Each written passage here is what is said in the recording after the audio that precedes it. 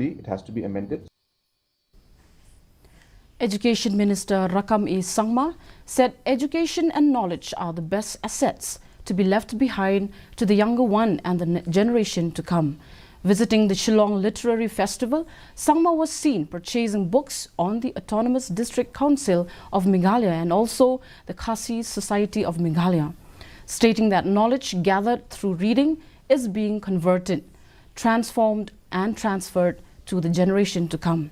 The Education Minister said this festival is a medium to converse, dialogue, share, listen and engage through stories, language, literature, poetry and the many intersections with living cultures and the environment.